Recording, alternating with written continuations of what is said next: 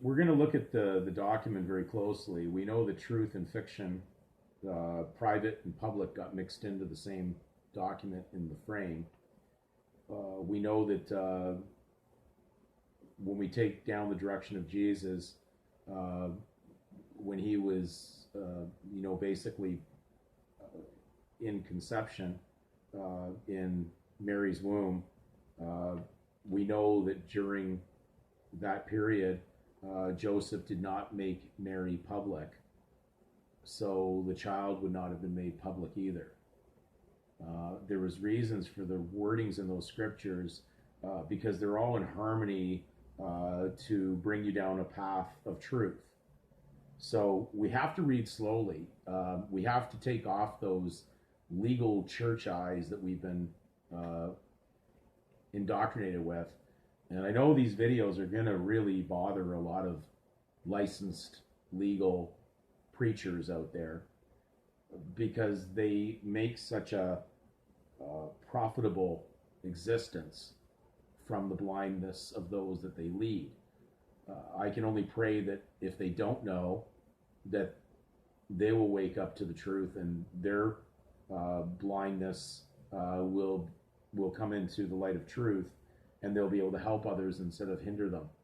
So we're looking at the document, and we understand there's really two things going on in this event. Um, the uh, the real event is based on the birth and also the death of Jesus Christ. That has a lot to do with what we consider in law someone's how their birthright is affected. We've all been born after the birth and the death of Jesus Christ on the AD calendar. Of course, in the world of the legal, they don't like using the word AD, and therefore they leave it ambiguous and unclear, so all the court dates and everything just have nothing but a number on it, leaving it up to the discernment of the individual who's been deceived to walk into those traps based on their legal deception. So you have a stake in this because Christ died for that. He canceled out debt, so technically the error that it shows on the document here through the techniques of the legal world has actually been marked as an error because you couldn't be born in that, and also too, you're a stranger to that legal title, so it would be an error for you to enter that.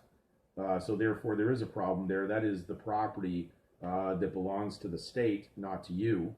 And you're being entered in as a stranger to that contract, and a child could never enter a contract, so therefore we already know that there's no possible way this could harm the child in reality, the true child.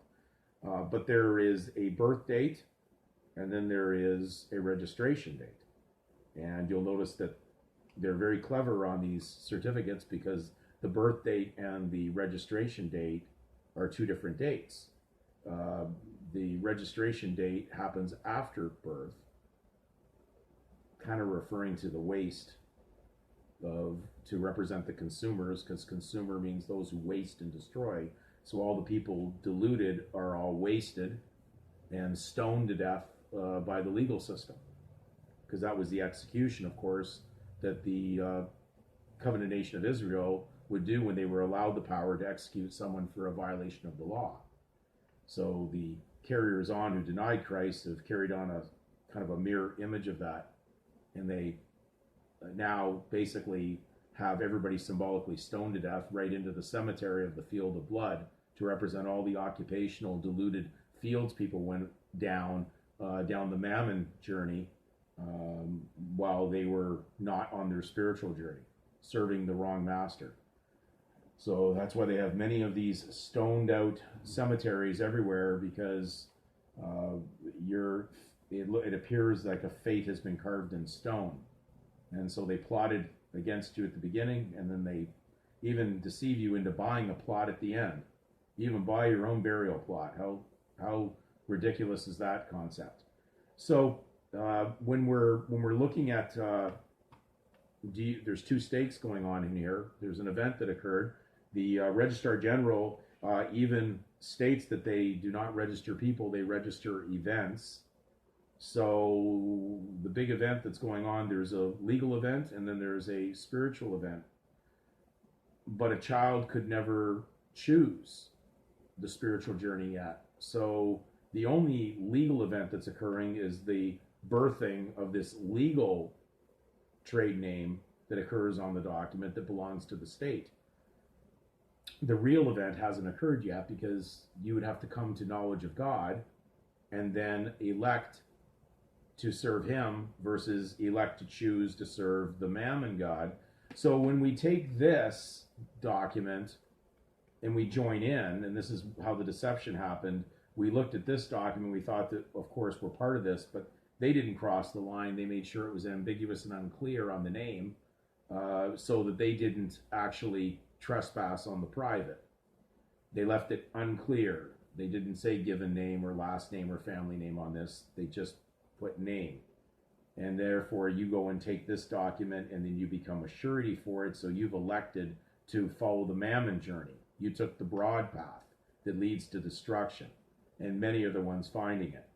So the world we exist in is on a destination path to doom through the satanic path, the broad road.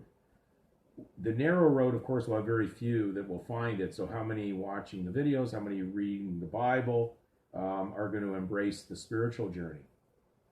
Because you have your stake in this right now. And once this stake is picked up, it collapses Satan's evil bar, and they lost the wager on you. And they've already got the surname deposited in their event. So there's nothing owed because they've already got it. They've already got their property. But you've got to pick up the true property and walk with that and follow Christ down the spiritual journey, the narrow road. If we don't do this, then we're going to get caught in, like it happened at the time of the flood, where God closed the door to the ark. And right now you're in the book of the dead, not the book of the living.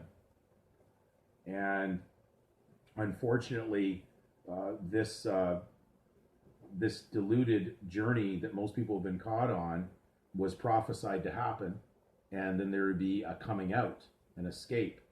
The greatest exodus the world will ever see, far greater than the exodus that happened with the nation of Israel, leaving the bonds and the boundaries of the Egyptian regime with Pharaoh. So we're about to see this parallel happen, and we have to go very closely into Scripture to see this. So you do have a stake in it. We're going to read out of Black's. It's just kind of interesting that Black's Law does deal with the word stake and stakeholder.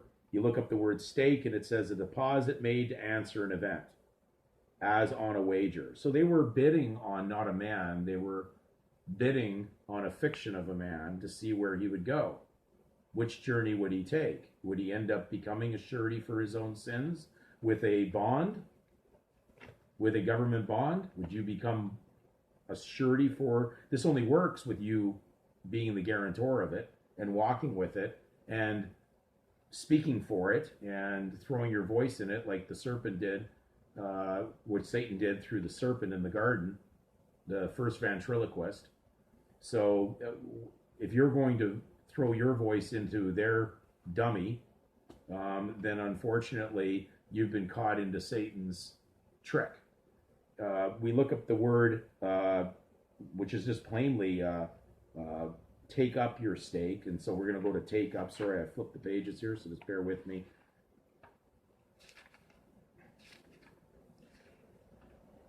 There's clues. They touch things here and there. Take up in the legal is to pay or discharge a note.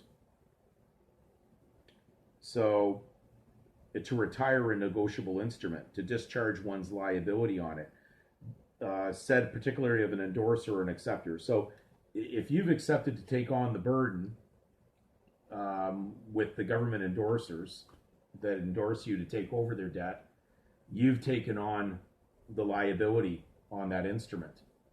And therefore, they've got a whole pagan journey waiting for you on this. And we're going to get into that in the next video, dealing with the term born again and the proper term that wasn't translated in the scripture in most Bibles. But we'll look at that. But there, you have to remove what you have that's entailing you into the debt. If you remove your stake, they only have the debt. So you're taking out the whole support to their regime. And as we said before, you couldn't have a war without participants. So if everybody sat down and really was peaceful, there would be no war, as there would be no commerce happening without you supporting it. So you support a fiction of law.